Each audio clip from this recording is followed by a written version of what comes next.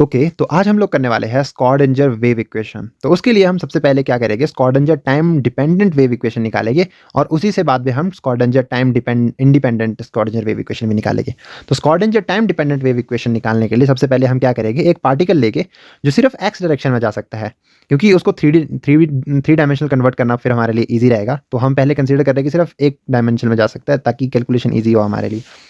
तो एक free particle है, इसका मतलब कि कोई सेकंड पार्टिकल या फिर कोई और पोटेंशियल नहीं है जो इसके साथ इंटरेक्ट कर रहा है और इसकी पोजीशन को इफेक्ट कर रहा है। तो we have a free particle. तो फ्री पार्टिकल, उसका जो वेव फंक्शन होगा वो होगा हमारे पास, मतलब एक कोई पार्टिकल है उसके साथ कोई वेव फंक्शन एसोसिएटेड है, तो उसका जो वेव फंक्शन होगा psi, it is only depends upon that its position on x which is x and also its time t. तो वेव फंक्शन यहाँ पे psi which is depending upon x and t. तो wave function of a plane wave होता है psi equals to A e raise to the power iota k x minus omega t. This is our equation number 1। अब क्या है, जो ये particle है ये फ्री पार्टिकल है, मतलब कोई अदर पार्टिकल या फिर कोई और ऐसी चीज नहीं है जो इसको इन्फ्लुएंस कर रही है फिर इंटरेक्ट कर रही है इसके साथ। इसका मतलब यहाँ पे कोई पोटेंशियल नहीं है। इसका मतलब जो टोटल एनर्जी होगी उस पार्टिकल की, the total energy of a free particle of mass m is only its kinetic energy because there is no potential energy. So E equals to half mv square. अब यहाँ पे आप अगर देखोगे, इसको हम इस इक्वेशन को m से मल्टीप्लाई भी कर सकते हैं, डिवाइड भी कर सकते हैं। तो ये बन जाएगा हमारे पास m square v square upon 2m। अब m v होता है मोमेंटम के बराबर, तो यहाँ पे m स्क्वायर v स्क्वायर है, इसका मतलब हम यहाँ पे लिख सकते हैं p स्क्वायर अपॉन 2m। तो यहाँ से हमारे पास इक्वेशन नंबर 2 बन गई p square upon 2m। Now we also know that कि जो p होता है momentum, that is equals to h cross k। तो इस मोमेंटम की वैल्यू हम ऊपर इक्वेशन नंबर 2 में डाल सकते हैं। तो यहाँ से हमारे पास E आ जाएगा, p स्क्वायर था तो h k का भी स्क्वायर हो जाएगा, तो ये बन जाएगा E equals to h cross square k square upon 2m। अब वी ऑल्सो नो दैट जो E होता है it is also equals to h cross omega. तो अब इसकी वैल्यू हम इक्वेशन नंबर जो भी इससे ऊपर वाली इक्वेशन थी यहाँ पे डाल देते हैं। यहाँ पे कोई इक्वेशन नहीं दी हुई है, इसको इस इक्वेशन में डाल देते हैं। तो ये बन जाएगा, ई की जगह हमने लिख दिया h क्रॉस ओमेगा, तो ये बन जाएगा h cross omega equals to h cross square k square upon 2m। ये हमारी इक्वेशन नंबर 4 है। ओके, अब क्या करना है, हमें यहाँ पे चाहिए ओमेगा की वैल्यू और ये है एंगुलर फ्रीक्वेंसीज की ओमेगा, और जो k है it is a wave number. तो इन दो चीज़ों की वैल्यू चाहिए हमें, और ये वैल्यू हमारे पास कैसे आ सकती है। तो उसके लिए हमारे पास यहाँ पे ये वाली इक्वेशन थी साई वाली। अगर आप इस इक्वेशन को देखोगे तो यहाँ पे हमारे पास इसमें k भी है और ओमेगा भी है। तो अगर हम इसको डिफरेंशिएट करें विद रिस्पेक्ट टू t तो हमारे पास ओमेगा की वैल्यू आ गई, और अगर हमें इसको डिफरेंशिएट किया विद रिस्पेक्ट टू x तो हमारे पास k की वैल्यू आ जाएगी। तो अगर हम इस इक्वेशन को डिफरेंशिएट करें विद रिस्पेक्ट टू t तो हमारे पास क्या आएगा। तो हमारे पास इक्वेशन थी a e raise to the power iota k x minus omega t. तो अब क्या होगा, अगर हम इसको with respect to t differentiate करेंगे तो क्या होगा। सबसे पहले तो आयोटा नीचे आएगा, ठीक है, आयोटा, बट आयोटा जब अंदर मल्टीप्लाई हो रहा है तो उसके साथ माइनस है, तो माइनस आयोटा नीचे आएगा, ओमेगा भी नीचे आएगा। विद रिस्पेक्ट टू टी करे थे तो टी नीचे नहीं आएगा, तो माइनस आयोटा ओमेगा नीचे आ जाएगा, बाकी एज इट इज कॉन्स्टेंट रहेगा। तो ये बन जाएगा minus iota omega a raise to the power a e raise to the power iota k x minus omega t. ये बन गई हमारे पास इक्वेशन। और अब क्या होगा, हम इसमें जो ये वाला पार्ट है this is equals to psi, तो इसकी जगह हम दोबारा से साई लिख सकते हैं, तो हमने साई लिख दिया उसकी जगह। तो ये बन गया first order partial derivative of psi with respect to t is equals to minus iota omega psi. अब यहाँ से हम ओमेगा की वैल्यू बड़े सिंपल तरीके से निकाल सकते हैं। उसके लिए हमारे को क्या करना पड़ेगा, dividing by minus iota Sai both side. तो हमारे पास साई इस तरफ को आ जाएगा अब लेफ्ट हैंड साइड में, तो ये हमारे पास बन जाएगा omega equals to -1 upon iota psi first order partial derivative of psi with respect to t. या फिर हम इसको ऐसा कर सकते हैं कि दोनों तरफ ऊपर वाली साइड भी इस वाली इक्वेशन में आयोटा से मल्टीप्लाई कर दिया और डिनोमिनेटर में भी आयोटा से मल्टीप्लाई कर दिया। डिनोमिनेटर बन जाएगा आयोटा स्क्वायर, वो होता है -1 के बराबर, तो उससे माइनस माइनस कट जाएगा और ऊपर वाली तरफ अब आयोटा बच जाएगा सिर्फ। तो लास्ट में हमारे पास इक्वेशन बच जाएगी ये वाली equation, omega equals to iota upon psi first order partial derivative psi with respect to t. ये हमारे पास इक्वेशन नंबर 5 बन गई है अब। तो ये हमारे पास ओमेगा की वैल्यू आ गई। अब हमें के की वैल्यू भी चाहिए, के की नहीं, के स्क्वायर की वैल्यू चाहिए। तो उसके लिए पहले हम के की वैल्यू निकालेंगे, ठीक है। तो अगर हम साई को with respect to x differentiate करें तो हमारे पास क्या आएगा, अयोटा के एक्स है, तो पहले तो अयोटा के नीचे आएगा, ठीक है। फिर as it is term constant A e to power iota k x minus omega t, okay, ये बन गई हमारे पास इक्वेशन। अब इस इक्वेशन को एक बार फिर से डिफरेंशिएट करेंगे विद रिस्पेक्ट टू एक्स, तो ये हमारे पास बन जाएगा second order partial derivative of psi with respect to x equals to, iota पहले से एक नीचे था, एक और अयोटा नीचे आएगा और एक और के भी नीचे आएगा, तो ये बन जाएगा अयोटा स्क्वायर के स्क्वायर। अयोटा स्क्वायर होता है माइनस के बराबर, -1 के बराबर, यहाँ पे माइनस लग गया और के नीचे आया था एक और, तो ये बन गया k square minus k square, because iota square equals to -1, तो माइनस के स्क्वायर बन जाएगा और बाकी टर्म एज इट इज। और ये जो बाकी टर्म है this is also equals to psi, तो इसकी जगह हम साई लिख सकते हैं, तो ये टर्म हमारे पास बन जाएगी माइनस के स्क्वायर साई। अब यहाँ से हम आसानी से के स्क्वायर की वैल्यू निकाल सकते हैं, उसके लिए क्या करना होगा हमारे को, इस और दोनों तरफ को माइनस साई से डिवाइड करना पड़ेगा, तो ये बन जाएगा हमारे पास k square equals to -1 by psi second order partial derivative of psi with respect to x. यहाँ से अब हमारे पास के की वैल्यू भी आ गई है और हमारे पास यहाँ पे साई की वैल्यू भी है। अब हम ये वाली दोनों इक्वेशंस को, इक्वेशन नंबर 6 और इक्वेशन नंबर 5 को डाल सकते हैं इस वाली इक्वेशन में, इक्वेशन नंबर 4 में। और अगर हम इस वाली इक्वेशन में इसको डालें तो हमारे पास जो आएगी वो वैल्यू है, हमने क्या किया, लेफ्ट हैंड साइड में एच ओमेगा था, तो एच तो एज इट इज लिखा है, ओमेगा की जगह डाल दिया, ओमेगा की वैल्यू क्या थी, iota by psi first order partial derivative of psi upon first order partial derivative with respect to t, ठीक है। तो ये इक्वेशन में हमें ओमेगा की जगह डाल दिया और एच ओमेगा था, एच क्रॉस ओमेगा, तो ओमेगा की वैल्यू ये लिख दी और h cross as it is लिख दिया, तो इससे हमारे पास ये टर्म बन गई, ओके। और राइट हैंड साइड में हमारे पास थे के स्क्वायर की वैल्यू, ओके। तो बाकी जो टर्म कांस्टेंट थी वो तो एज इट इज लिख दी हमने, एच स्क्वायर अपॉन 2m, वहाँ पे था के स्क्वायर, तो के स्क्वायर की जगह हमने क्या लिखना है, minus second order partial derivative of psi with respect to x psi, तो राइट हैंड साइड ये वाली टर्म बन गई। अब हम क्या कर सकते हैं, ये हमारी जो इक्वेशन थी ये थी Schrodinger wave equation for free particle in one dimensional. अगर इसको हमें उस इक्वेशन के लिए निकालना है जिसमें पार्टिकल अंडर फोर्स है, मतलब ये वाली इक्वेशन, तो उसके लिए हमें क्या करना पड़ेगा, इसमें फिर पोटेंशियल एनर्जी भी एक्ट करेगी, इसका मतलब इस इक्वेशन में प्लस v जो कि है पोटेंशियल एनर्जी वो भी ऐड हो जाएगी, ओके। तो इधर भी साई है, यहाँ पे भी साई है, तो हम क्या कर सकते हैं, दोनों तरफ साई से मल्टीप्लाई कर सकते हैं, इधर भी साई से मल्टीप्लाई हो जाएगा, इधर भी साई से मल्टीप्लाई हो जाएगा, और यहाँ पे साई से साई कट जाएगा, यहाँ पे भी साई से साई कट जाएगा, और इसके साथ साई एक एक्स्ट्रा ऐड हो जाएगा, तो ये हमारे पास बन जाएगा h cross iota first order partial derivative of psi with respect to t equals to minus h cross square upon 2m second order partial derivative of psi with respect to x plus we psi, यहाँ पे हमारे पास आ जाएगा plus we Sai. ये बन जाएगी हमारे पास Schrodinger wave equation for a particle under a force for a one dimensional. Let me show you, okay, here it is. So this is the Schrödinger wave equation in a one dimensional particle subjected in a force.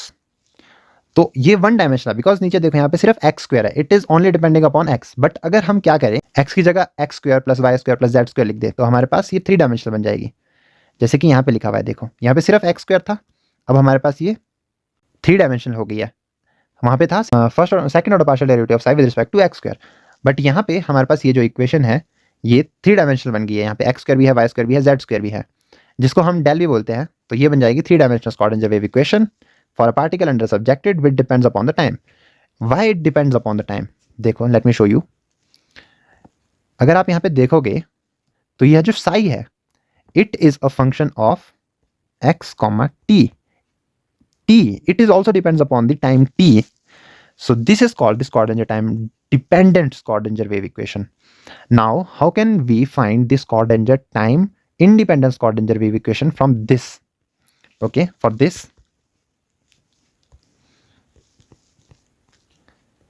first we did nothing, but we have this equation from Schrödinger time dependent wave equation, but we have h iota first order partial derivative of psi with respect to t, but just with its coordinates x comma t.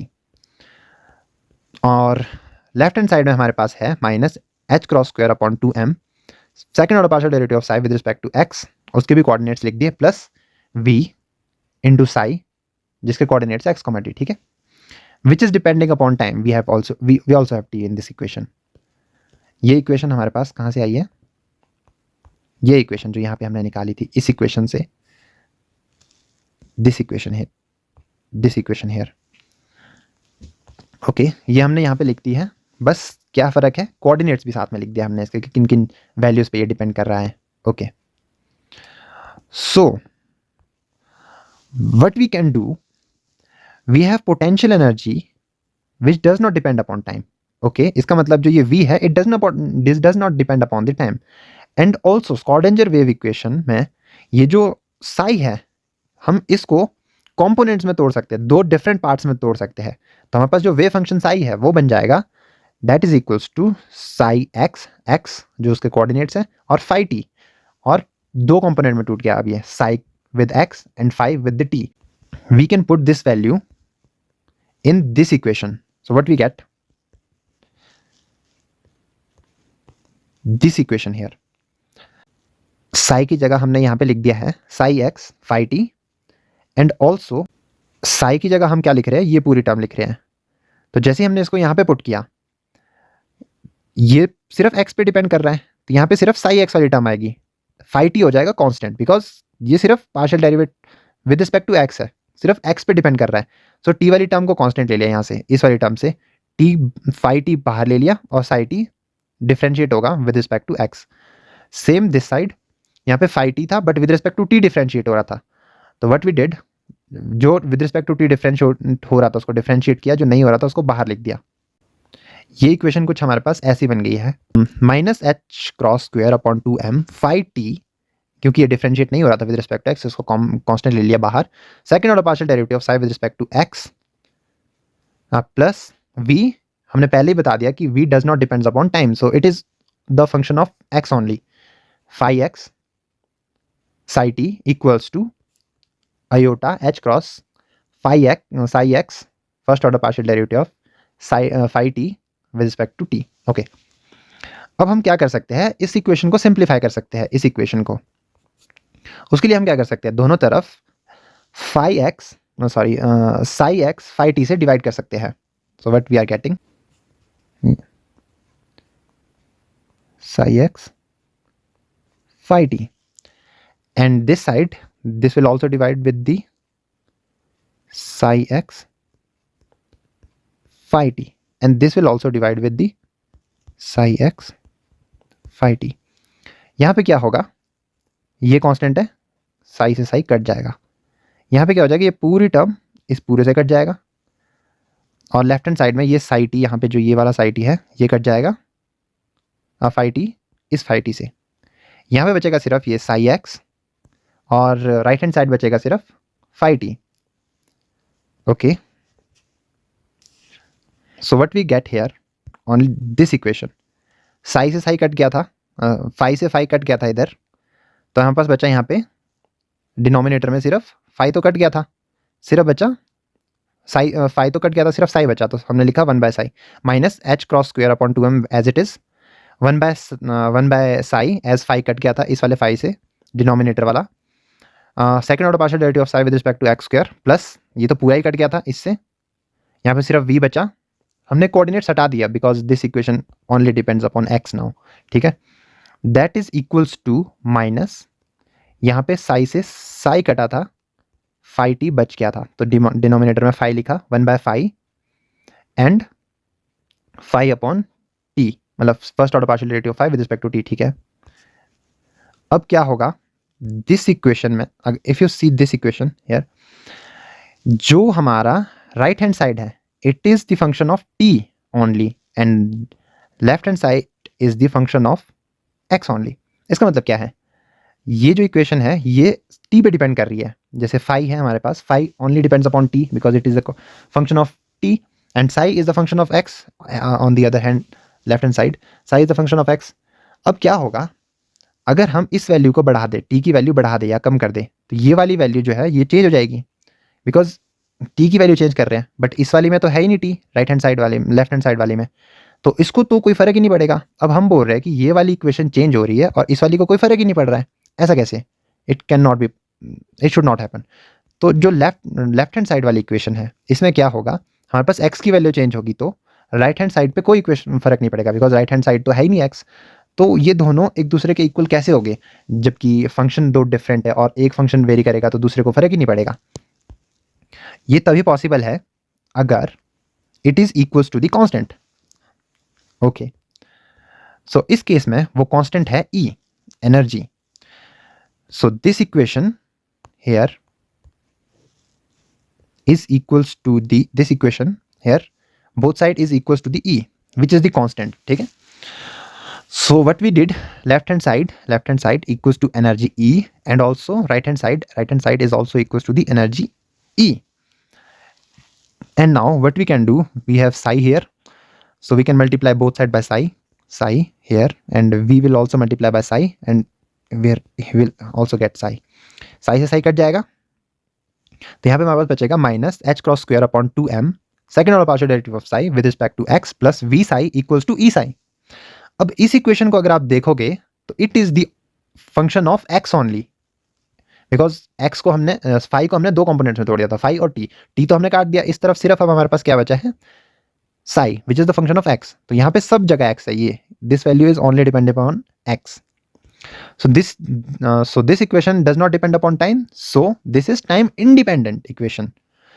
Here this equation does not depending upon time, and you can also write this equation as this. What we did, we moved this to here, we got e psi minus v psi, और यहाँ से हमने psi को common ले लिया, तो यहाँ से अंदर से psi कट गया, ये बना psi e minus v, which is this psi e minus v.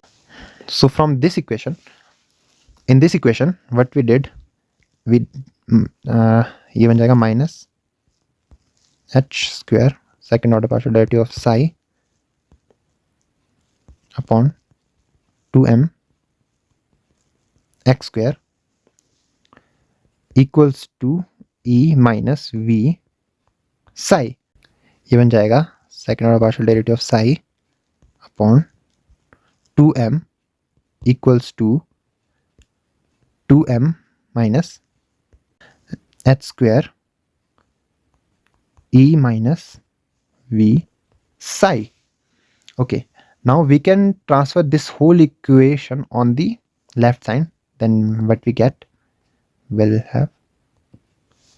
have second order derivative of psi upon 2m, ये माइनस हो रहा था इधर, यहाँ जाके बन जाएगा plus 2m upon H cross square e minus v psi equals to 0. Okay, so this equation here, we can write this equation as this. This is called this Schrödinger wave equation, time independent, because this equation does not depend upon time, and also this equation is in one dimensional, as this here partial derivative of psi, second order partial derivative of psi with respect to x only. इसको 3 dimensional convert करने के लिए हमें को तीनों variable लिखने पड़ेंगे, तीनों कोऑर्डिनेट्स, ठीक है। So that is it for today.